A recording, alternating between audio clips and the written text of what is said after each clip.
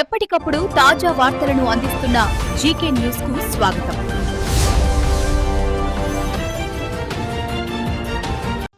కోదాడ పట్టణానికి సంబంధించిన దళిత మాదిగ యువకుడు కర్ల రాజేష్ మృతికి పూర్తి బాధ్యుడు కారకుడు చిలుకూరు ఎస్ఐ సురేష్ రెడ్డి. ఆయనను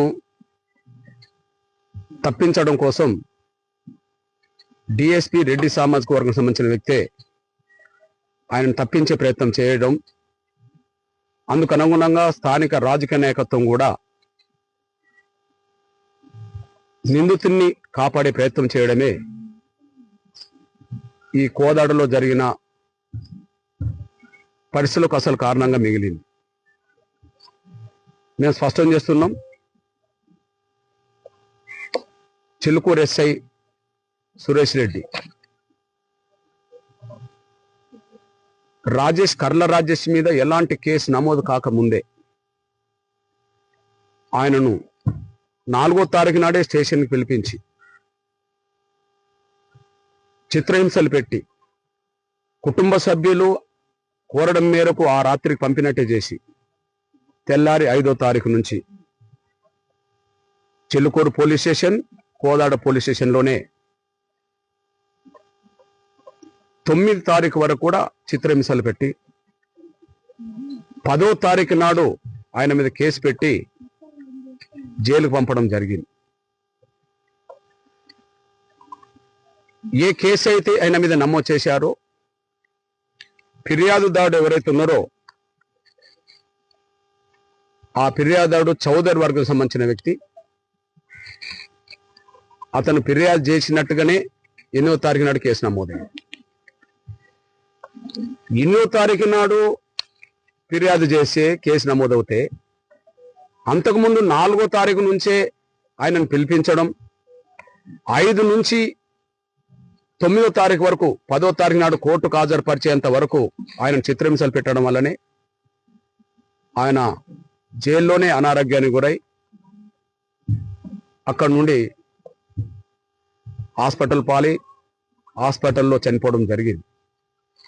దీనికి ముమ్మాటికి చిలుకూరు ఎస్ఐ అక్కడ కానిస్టేబుల్ పెట్టిన చిత్రహింసల వల్లనే ఆయన అనారోగ్యానికి గురైండు. ఎలాంటి కేసు నమోదు కాకముందే ఆయనను చిత్రహింసలు పెట్టారు, పోలీస్ స్టేషన్లో పెట్టారు. దీని మీద పూర్తి స్థాయిలో సమగ్రమైన విచారణ జరగాలి. సమగ్రమైన విచారణ అనేది కనీసం హైకోర్టు రిటైర్డ్ జడ్జితోటన్నా జరగాలి.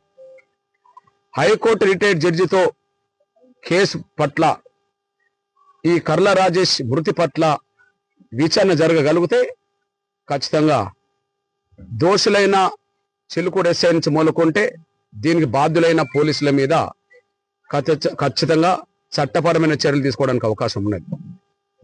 ఇప్పటికే ఆయన బాధ్యుడు, ఖచ్చితంగా మృతికి కారకుడైన చిలుకూరు ఎస్ఐ మీద కుటుంబ సభ్యులు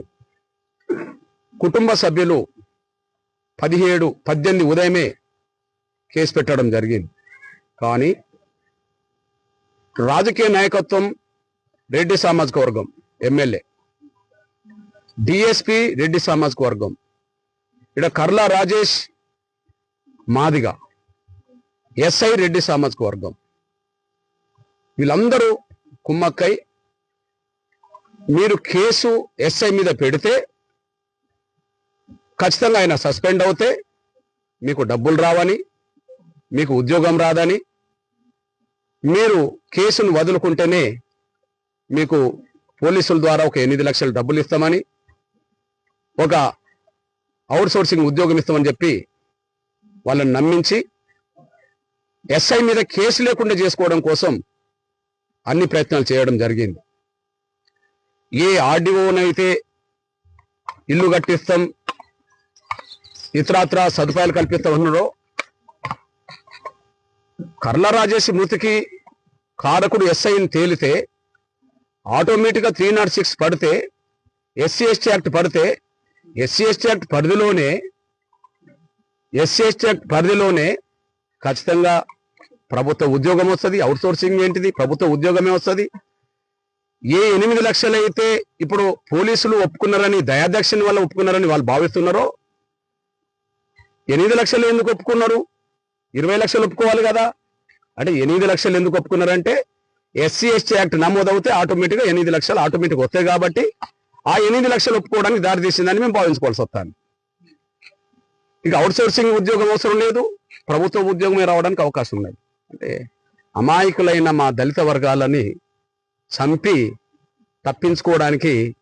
చంపినోళ్ళు తప్పించుకోవడానికి డబ్బులు ఆశ చూపెట్టడం, ఒక అవుట్ సోర్సింగ్ ఉద్యోగం ఆశ చూపెట్టడం చూస్తే మా ప్రాణాల విలువ 8 లక్షలు అయిపోయింది. మా ప్రాణాల విలువ అవుట్ సోర్సింగ్ ఉద్యోగం అయిపోయింది. మా ప్రాణాల విలువ ఒక ఇల్లు అయిపోయింది. అంటే ఇప్పటికీ మా దళిత మాన ప్రాణాలకు విలువ లేదు అనడానికి ఇది స్పష్టంగా కనిపిస్తుంది. ఈ నేపథ్యంలో మేము విజ్ఞప్తి చేస్తున్నాం, డిమాండ్ చేస్తున్నాం. మాకు ఉత్తమ్ కుమార్ రెడ్డి గారు అంటే కొంత అనుబంధం ఉన్నది, కొంత గౌరవం కూడా ఉన్నది. కానీ ఇక్కడ స్థానిక ఎమ్మెల్యే బాధిత కుటుంబం వైపు లేదని, రాజేష్ చావుకు కారకుడైన చిలుకూరు ఎస్ఐ సురేష్ రెడ్డినే కొమ్ము కాసిందనే విషయం మనకు స్పష్టంగా అర్థమవుతుంది. అదే సమయంలో ఇక్కడ డిఎస్పీ రెడ్డి ఎవరైతే ఉన్నారో కేసు పెట్టాల్సింది రాజేష్ మృతికి కారకులైన ఆ ఎస్ఐ మీద కేసు పెట్టాల్సింది స్టేషన్ పోలీసులు అయితే ఆయనను కాపాడే ప్రయత్నం సురేష్ రెడ్డి చేయడం, ఇంకో రెడ్డి చేయడం జరిగింది.